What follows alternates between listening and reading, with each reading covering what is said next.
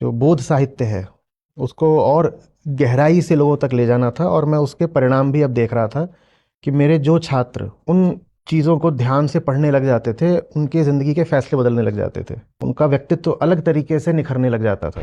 तो मैं और ज़्यादा निश्चित होता जा रहा था कि यही रास्ता है और ये बिल्कुल ठीक है। अगर दुनिया बदलनी है तो इंसान बदलना होगा, और अगर इंसान बदलना है तो उस तक बोध साहित्य लेकर जाना होगा। मैंने कहा यही करना है, और वही करने के लिए फिर इसकी स्थापना हो गई, और ये वही काम कर रही है। दुनिया भर का जो विजडम लिटरेचर है वो हम लोगों तक लेकर के जाते हैं।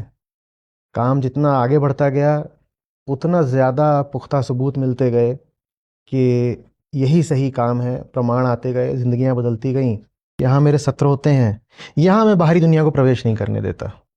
यहाँ पर हम हैं, बुद्ध हैं, गीता है, उपनिषद हैं, अष्टावक्र हैं, और बस यही रहता है।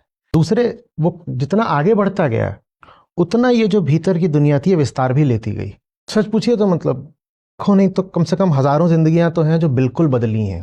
तो वो सब देखने के बाद फिर इस बात का बहुत मलाल नहीं रह जाता कि बाहर क्या चल रहा है, बल्कि ज्यादा ध्यान इस पर जाता है कि जो खुद कर रहे हो ना, इसको ही और तीव्रता से करो तो जो बाहर चल रहा है वो शायद ठीक हो पाएगा। कहते हैं ना, action is the antidote to despair. तो मुझे फिर एक्शन का एक साधन, एक मंच, एक विधि, एक जरिया मिल गया।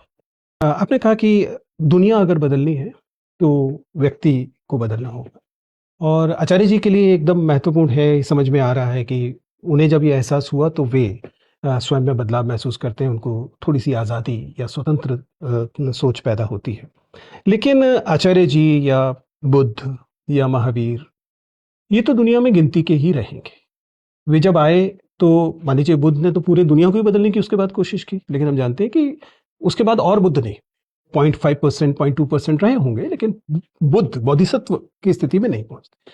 तो दुनिया बदलने का जो एक आम जन का पर्सपेक्टिव है, उसके साथ आप कैसे कहें कि संगति बैठाते हैं? क्योंकि आम जन तो ये कहेगा कि ठीक है, मैं खुद बुरा नहीं करना चाहता, लेकिन मैं एक एक थोड़ी सी सहूलियत की, कम कष्टकारी लेकिन एक नैतिक किस्म की जिंदगी जीना चाहता हूं। अब उसके लिए उसके पास वही प्रवाह जीव वाले रास्ते हैं कि भैया एक अच्छी नौकरी कर लो, एक अच्छी शादी कर लो, बच्चों को पाल लीजिए, और रिटायर होकर पेंशन पाइए और खुश रहिए। आपकी नजर में इस प्रभाजीवी जिंदगी में गलती क्या है? मोरल डायलेमा क्या है कि अगर मेरा कोई विद्यार्थी आके कहे कि सर आप बहुत अच्छी बातें कर रहे हैं, लेकिन मेरी तो सिर्फ इतनी सी इच्छा है कि मैं अच्छी सी मेहनत करूं, परीक्षा पास करूं, अपना घर पालूं, बच्चों को पालूं, और कोशिश करूं कि मेरे बूते कुछ गड़बड़ ना हो, मैं तो इतनी नैतिकता भी रहे। What is wrong with this wisdom or this Desire. form of this desire? Problem ये है कि डिजायर उसकी अपनी है नहीं। Thank you for saying it, because I've been saying it for many years now.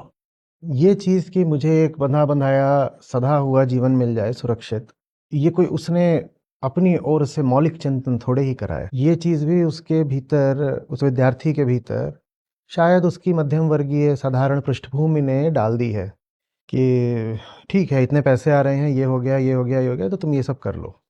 तो हमें ये तो दिखता है कि हम जो चाह रहे हैं, जो हमारी एस्पिरेशन है, उसमें हमें मिल क्या जाएगा। मैं चाहता हूं हम ये भी देखें कि आप जो चाह रहे हो उसमें आप अपने आप को वंचित किससे कर लोगे, क्या कीमत अदा करें? क्या कीमत अदा करोगे। लेकिन जो कीमत अदा करोगे वो छुपी हुई होगी, वो अपॉर्चुनिटी लॉस होगा। क्योंकि जो मिल गया वो तो दिखता है, जो नहीं मिला, चूंकि वो नहीं मिला इसलिए नहीं दिखता है, वो पोटेंशियल की फॉर्म में है ना, बस संभावना की तरह वो रह जाता है।